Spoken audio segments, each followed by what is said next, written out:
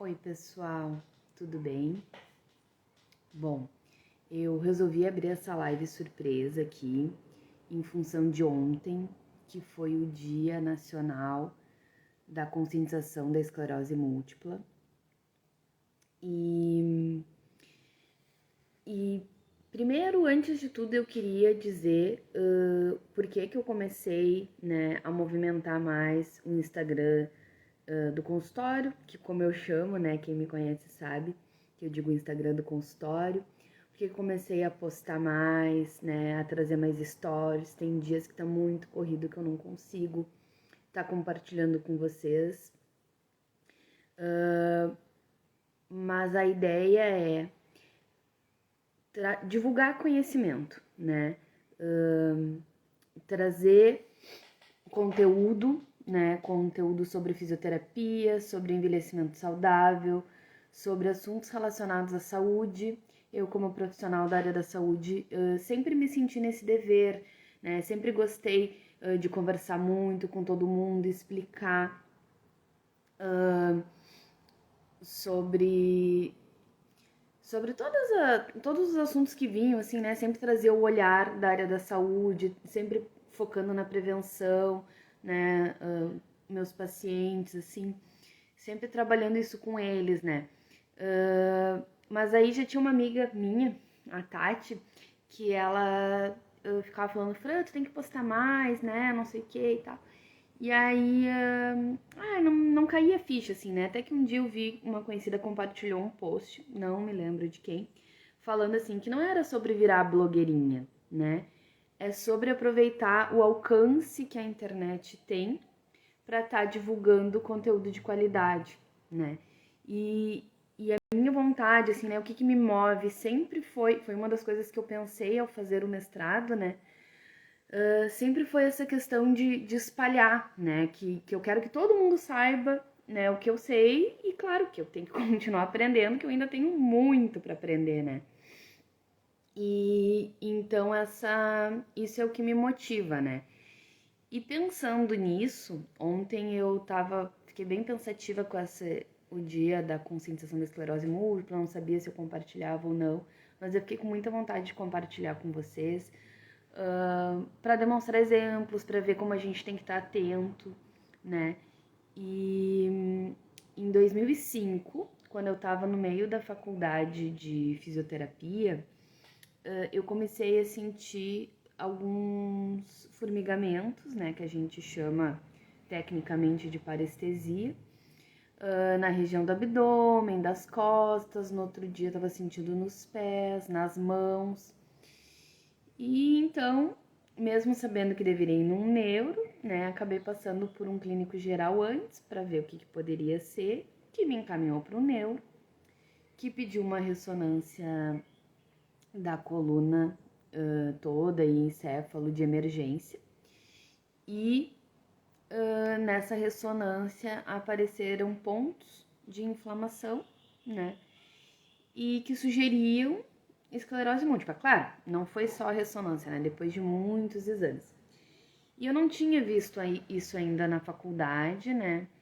Eu fui atrás, comecei a estudar e acabei tendo que fazer um tratamento com corticoide via oral na época, né? Fiquei tomando os comprimidos em casa. E aí, então, eu descobri que a esclerose múltipla, falando muito mais como paciente agora, tá? De uma forma, assim, bem simples, tu tem que ter, assim, para confirmar o diagnóstico, né? Um sintoma, dois sintomas e um exame positivo, ou dois exames positivos e um sintoma, ou quando a gente diz dois exames, pode ser o mesmo exame, mas em locais diferentes do sistema nervoso central, né? E então, naquela época, em 2005, eu tinha pontos de inflamação na medula, na altura da cervical, e um sintoma que era parestesia. Então, não se enquadrava, né? Meus outros exames deram todos bons, deram negativos, não se enquadrava então no diagnóstico, porém não era descartado, né? Eu tinha 18 anos ou 19, tinha 18 para 19. E a esclerose múltipla é uma doença que ela tem maior prevalência em mulheres jovens, né? Então, o que seria o esperado? Que dentro de um tempo eu poderia ter outra crise, e então se confirmava o diagnóstico. Enquanto não se confirmava o diagnóstico, eu fiquei com um diagnóstico de mielite transversa, né? Acabei trocando o médico inicial, encontrei um outro neurologista que eu me adaptei melhor e que é o que me acompanha até hoje, né? E ficou definido, então, que o meu diagnóstico provisório era mielite transversa. Tive um episódio, uma mielite, uma inflamação na medula, transversa porque foi num ponto só, e, né, durma-se com barulho desses, como dizem. Mas me disseram, vive a tua vida, né, segue a tua vida. Claro que daí entrou uma questão, assim, de... Por exemplo, assim, eu não deveria fazer nada que não fosse necessário. Por exemplo, nunca pensei mesmo, né, em cirurgias estéticas, enfim. Mas até assim, eu tinha retirado 3 sisos, faltava tirar um. O médico disse, não mexe, não tá te incomodando, não tá com dor, não mexe. E ok, né? Fiz a faculdade, me formei. Anos depois, casada já, engravidei, que era no parto, muitas vezes pós-parto pode ter alguma crise, não tive nada, né? Passaram-se quase 15 anos e aí, ano passado, tive Covid em julho, né? E nunca mais tinha tido nada relacionado à mielite, né? Aí no Covid fiquei ruinzinha, porque eu tenho asma, uma asma bem leve, que eu nem faço tratamento, mas tenho. Aí fiquei bem ruinzinha da parte respiratória, mas fiz tratamento em casa, né? Suspendi ali os meus atendimentos em torno de 20 dias para me recuperar bem. E quando eu retomei, voltei a trabalhar, trabalhei 1 ou 2 semanas, e aí começou um formigamento no pé esquerdo, e até assim, mais ou menos a altura do joelho, um pouquinho abaixo. E eu tinha usado um calçado novo um dia antes de ter começado, né? Meio durinho, aquela coisa assim. E aí, não, é do calçado que meu pé informigou e tal, porque parece, assim, sabe, uma dormência tipo de tu ter ficado sentado em cima de uma perna, alguma coisa assim. E aí, meu pai, né? Vê bem, de repente não seria interessante tu voltar no teu médico e tal. E fazia anos que eu não ia lá, né? E eu, tá, vou marcar, mas, né, é o calçado, né? E aí, então marquei a consulta, fui no meu neurologista.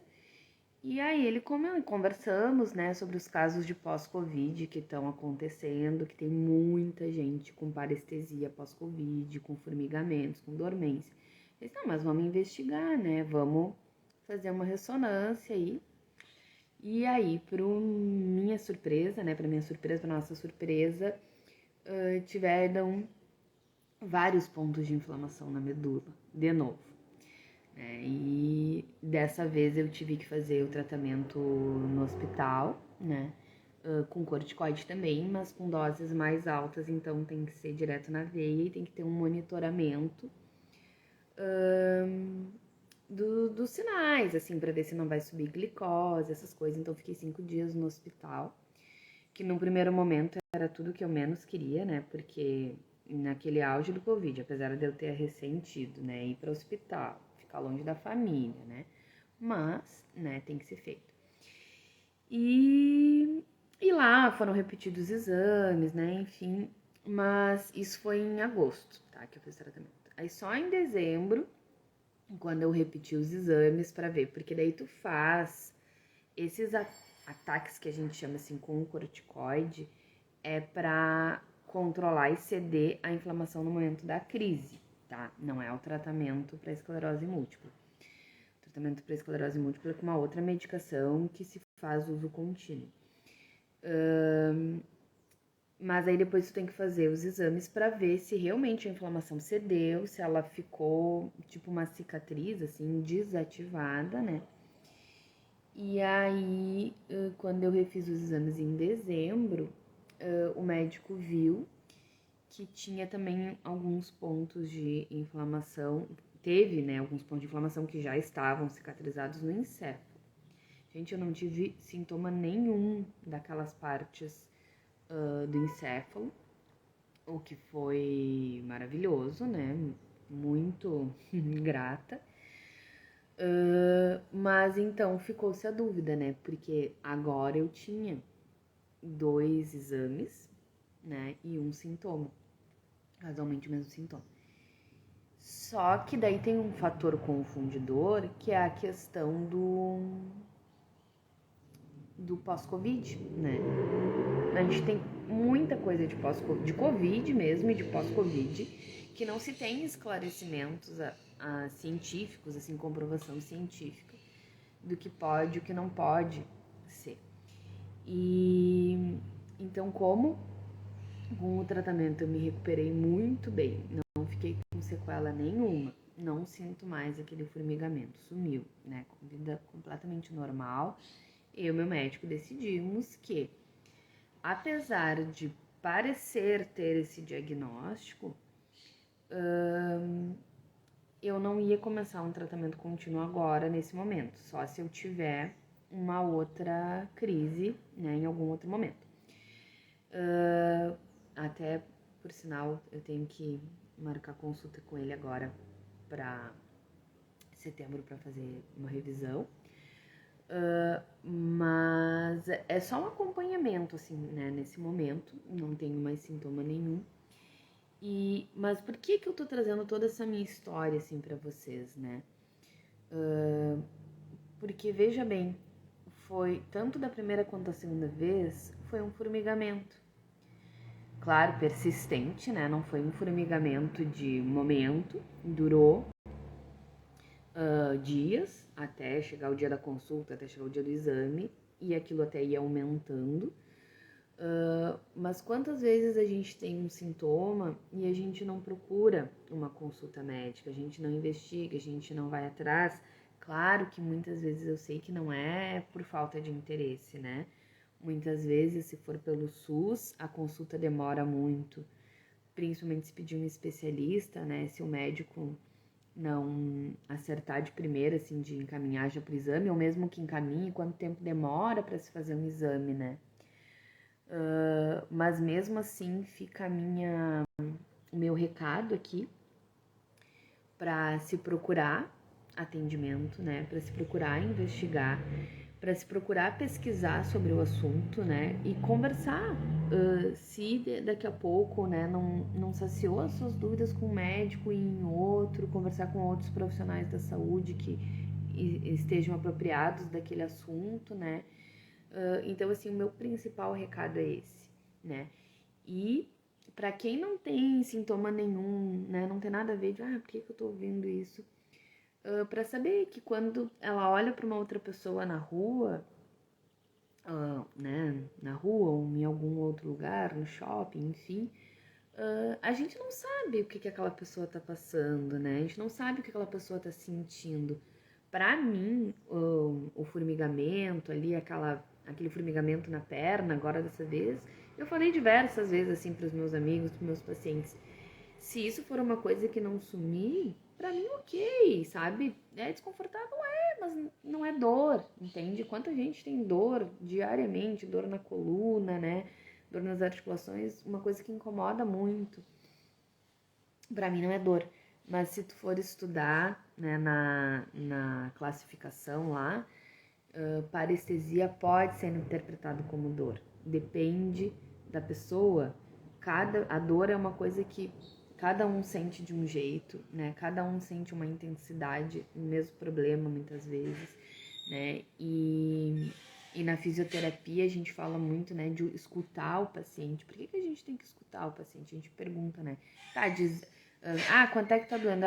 Como é que eu vou dizer? Não, de 0 a 10, sendo 10 o máximo de dor que tu conhece, que tu já sentiu na vida, né? Só que aquele paciente, por exemplo, com entorse de tornozelo, que está sentindo uma dor grau 5, eu posso ter um outro paciente com o mesmo entorse de tornozelo que classifique a dor dele como 2 ou como 10, né? E eu posso até olhar e pensar assim, nossa, mas tudo isso de dor por causa de um entorse, né? Não cabe a mim julgar. Eu tô ali para ajudar ele a diminuir a dor dele, a tratar aquilo ali, né? E assim, quando a gente tá.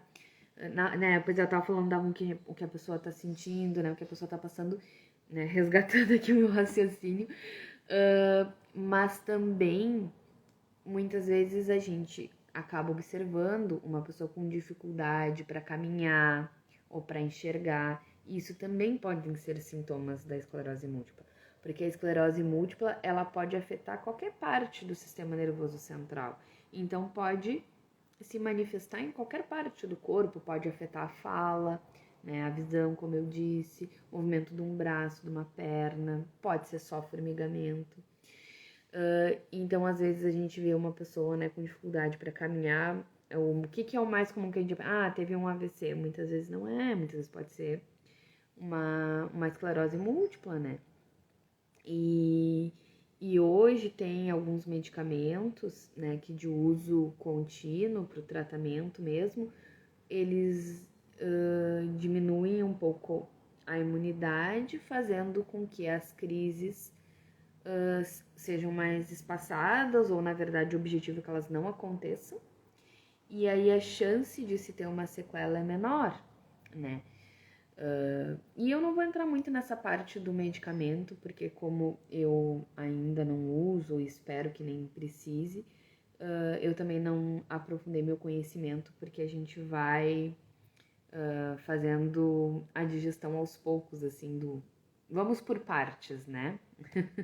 Não vamos sofrer por antecedência. Então, é esse o meu recadinho para vocês. Obrigado por me ouvirem.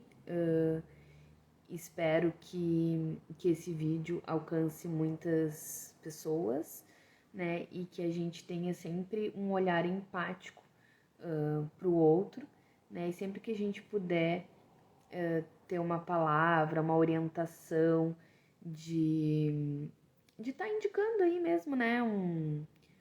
Porque quem sabe tu não procura um médico, né? Conversa com o médico para pedir um exame, enfim. Esse tipo de incentivo muitas vezes é fundamental, né? Então tá, pessoal, boa tarde para vocês. Desculpa fazer nesse horário que eu sei que pouca gente consegue acompanhar, mas vai ficar gravada e depois eu compartilho. Na verdade, eu acho que quando eu gravar já sai no compartilhamento. E depois também vou estar subindo para o YouTube para mais pessoas que não têm Instagram estarem conseguindo acessar.